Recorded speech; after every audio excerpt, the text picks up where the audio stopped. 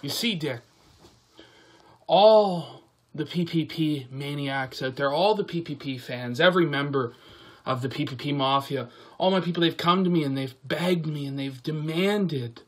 The people have demanded that I cut a shoot on you, Dick. That I cut through all the works and all the kayfabes and all the joking around and the gossipy pro wrestling nature of this scene with all the hot goss or whatever, and we just cut to the real shoot, the real issue that I have with you, Dick. And so, Dick, this isn't the People's Populist Press speaking to Dick Masterson. This is Ashton Park speaking to Dax Herrera when I give you this message, because Dax, I'm trying to help you, buddy. I'm trying to save your dying career, Dax. It's getting embarrassing, Dax. It's getting very, very sad. Even longtime listeners of The Dick Show know that you've gone downhill, that you're over the hill, that you're on the decline, that you're nowhere near as sharp as you used to be, as quick as you used to be, as funny as you used to be, as entertaining as you used to be, able to roll with the punches like you used to be. You're nowhere near as hungry as you used to be. You don't have the same vision, the same drive as you used to. Your dick is no longer working, Dax. It's tough. I know it's tough to be you sometimes, Dax. But the reality of it is you're melting down. You're spiraling. You're losing your mind. Why? Why, Dax? I come on to a program with you and Nick Rekieta. And I come on intending to stir the pot, intending to cause controversy, because of course controversy creates cash, right? You know, I come on intending to screw you up, to troll you, to own you, to make fun of you, to run circles around you.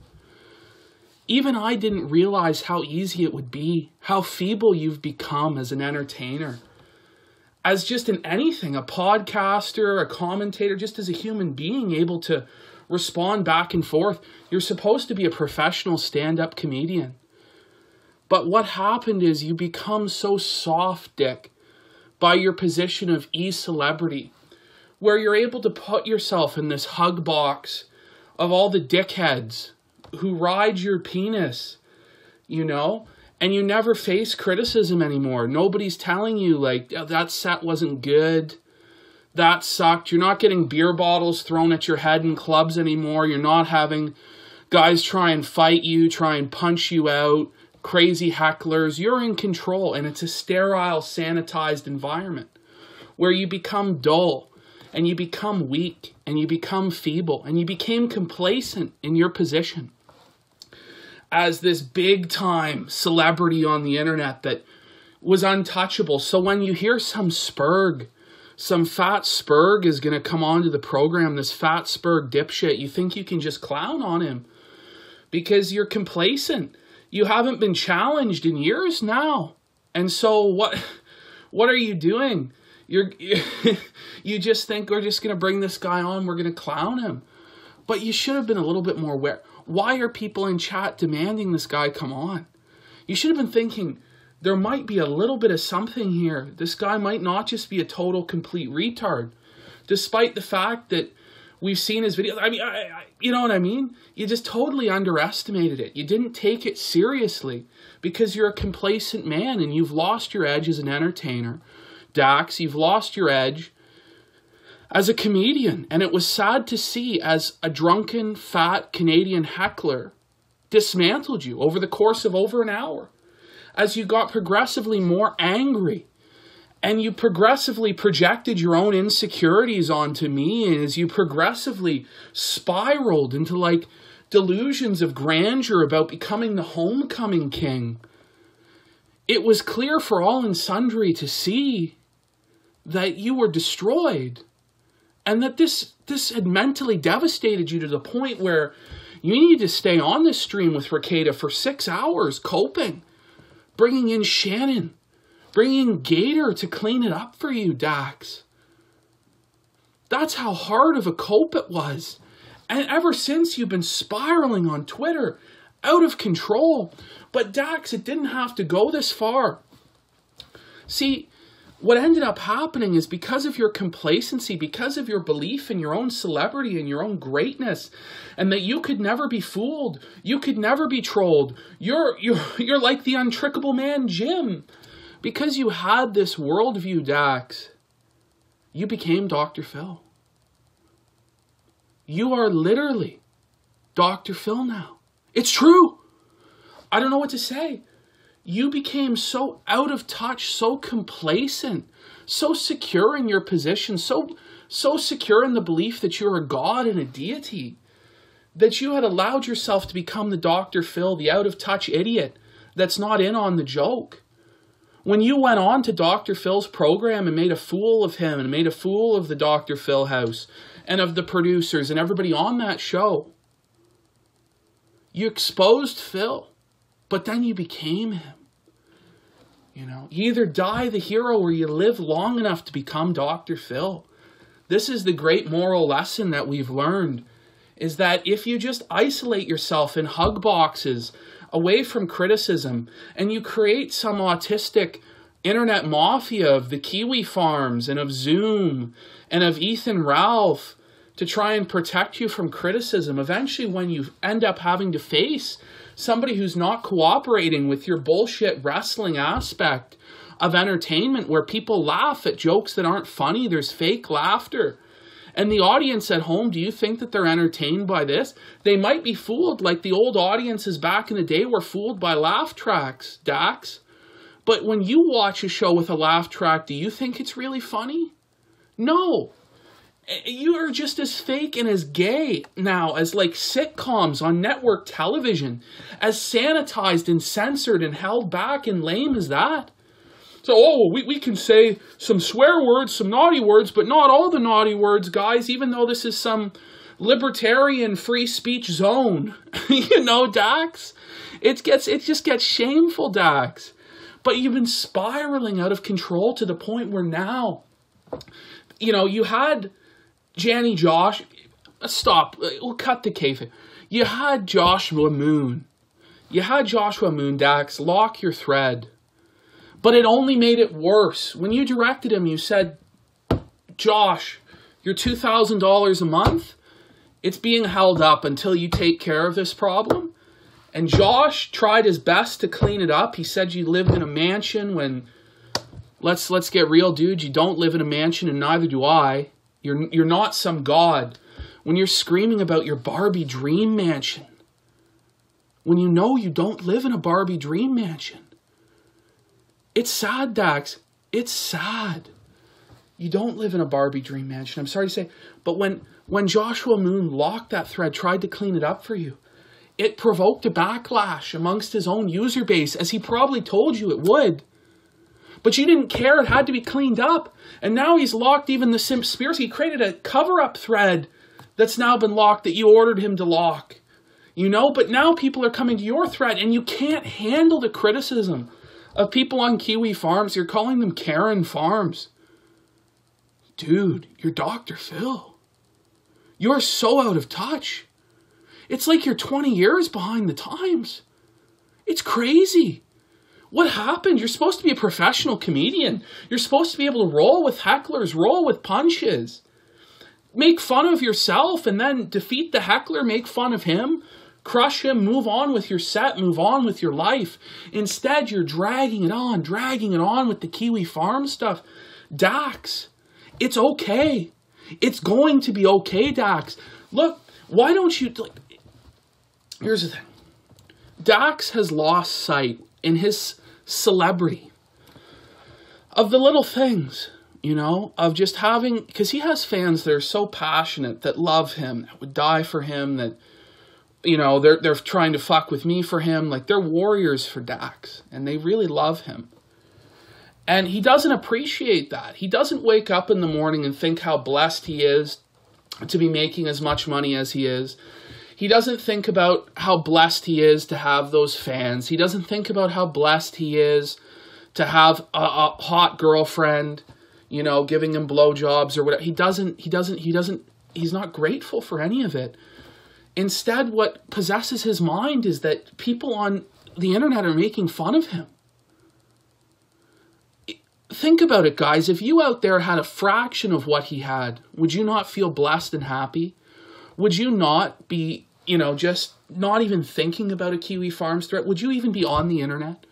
Or would you be on like California beaches, like scoping out hotties, smoking weed, drinking like, screwdrivers at 10 a.m.? You know what I mean? What would you do? Would you spend your time on Kiwi Farms? The poor guy, and you hate to interrupt the enemy when he's making a mistake, but you're not really my enemy, Dax, other than the fact that you're just everything that's wrong with the entertainment industry in general right now. You're just a stale, out of touch Gen X idiot who doesn't keep himself sharp, hugbox isolates himself from criticism, is propped up by stacks of money, and you try and run some sort of fucking weird, like Hollywood-style mafia cabal of these other people to run defense for you that's backfired. And you're losing your mind about it online. And it's tough for you, Dax, I know, but just try and appreciate all the blessings that God has given you in your life. Even though you disobey God, even though you're so unrepentant and so thoroughly wicked, you've been granted great material blessings on this earth. But they're blinding you from true happiness, true self-satisfaction. And it's got to be tough to be, Dax. And Dax, as I said, this didn't have to happen. All you had to do, because what you started to do, right, in your seethe and in your cope before the Kiwi Farms thing, after you had insulted me and tried to say I was a fat loser and a virgin and I didn't have money, I didn't live in the dream house mansion, I wasn't homecoming king, after all the cope and seething failed, you started to realize there's money in this guy. This guy is talented, he is charismatic, he is entertaining, he is young, he is hungry, he does have a vision for how he wants to make things happen. This guy is the perfect foil to me. This is what you're thinking. I can make money. So you offer me the best debate in the universe, the greatest debate in the universe podcast or whatever. I don't even know the real name of it because I've never even seen a single episode. That's how important you are to me, Dax. Before a couple weeks ago, I didn't really think about you at all. You think that I'm this sort of like Jesse or Cameron Clark or Jamie Lee, like I don't know the Dick universe. I've never even really seen Maddox. I don't really even know what a Maddox is. But I watched a few clips of it, of the greatest podcast or debate in the universe or whatever it is, Dax. And I saw how it could work. I saw how our two personalities would clash. We have two very different views on the world and on the universe, and our problems and our debates. They would be funny and they would be entertaining, and they might even be informative for the audience. And I could see how you were the wild man to Maddox's straight man on the program. And, I think that you two are very limited to those roles. And why I would bring so much value to your show is I'm not limited to a wild man role or a straight man role. I play a very good wild man, but very naturally my anima, my true nature is of a very straight-laced, serious, evangelical Christian type guy. And that's who I've been most of my life until my college years. And I went a little bit, crazy with some drugs and some women and some booze. And, there's that aspect of me, that wild man, but I also play a straight man character. So I'm able to do both the Maddox and the Dick roles on the show. And so we could alternate roles. It would be a very changing dynamic. It wouldn't just be a static dynamic like what Maddox was able to provide. We could actually create a program that would be highly, highly entertaining. And it would be something like First Take or, these debate shows where it's kind of a work, but it's also a shoot, and the audience can't determine what's a work and what's a shoot, and it would have been highly successful. And you know what, Dax? When I was on the program with you, I dropped kayfabe, I dropped the work, I dropped the character for a minute, and I said to you, if we sat down and we had a beer, we'd get along. Because I still genuinely believe that, Dax, because I'm not a crazy dude.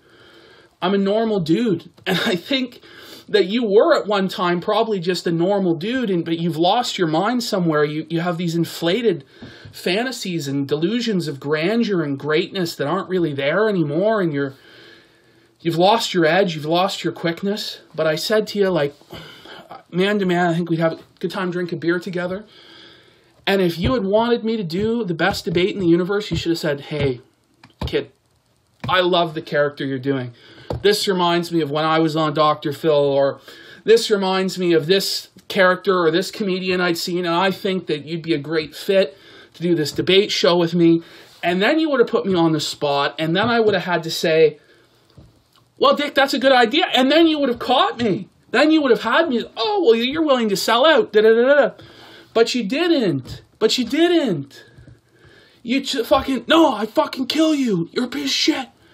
You didn't see that the time was there to drop character and talk business. And that's, again, why you're a shitty businessman as well. Because you don't recognize opportunities when they're literally punching you in the face. When your show is kind of dry and kind of stale because you have Sean the Yes Man, the audio tech. Bless his heart, I'm sure he's a great audio technician, but there's nowhere near the same dynamic between him and you as there is between you and Maddox, let alone what me and you's dynamic would have been on a consistent weekly basis. But Dax worked himself into a shoot and missed out potentially on making lots of money. Because, sure, in the short term, interest in the Dick Show went up because of my performance on the Rekieta show with him, because his audience went, oh wow, this is exciting. I need to tune in to see what's going to happen on the Dick Show. So his Patreon went up. It didn't go down. You know, and then he takes it as this like righteous attack on him and his brand. What an idiot. So that initial interest, that surge in business, because they use it to say I failed, it's a clear sign that I was successful in my character and in my designs. It was very clear, you know, that Dick could have figured it out. But he's an idiot, and he kept attacking and kept spiraling. And what he started to prove was, and the reason I do have an issue with Dax, I have an issue with you personally, is that there's something here that he doesn't want you to look into. There's something here he's insecure about, that he's upset about. And whether it's that New Project 2 is a scam and it's a mafia organization, as I've posited, and there seems to be enough evidence that that's going on to at least make people suspicious. Or whether it's just as simple as that Dax is insecure about his relationships and his personal life because what he's selling to young men, he doesn't actually live himself, and he's a total fraud and a charlatan. You know, whether it's just as simple as that, which is really sad. Personally, I hope that it is, that you're this grandiose mob boss that's trying to silence people, because at least that's kind of cool, you know. I'm the Dax Herrera. Dax Herrera gonna smoke a cigar and run the mafia of New Project 2 and my cabal. But it might really just be that you're insecure about your personal relationships with women and with your family and with yourself and with your God that you reject. And if that's the case, I can only feel pity for you, Dick. Or should I say Dax? You know, it's just a tough place for you to be. And the reason I keep wanting to call you Dick instead of Dax is because I want to grant you the respect that you should have earned by performing the Masterson character at a high level for a number of years. But the reality is you've lost all that by showing who Dax Herrera is, which is an insecure man who is just so upset by people on the internet making fun of him, who's seething about a 400-pound retarded Canadian heckler throwing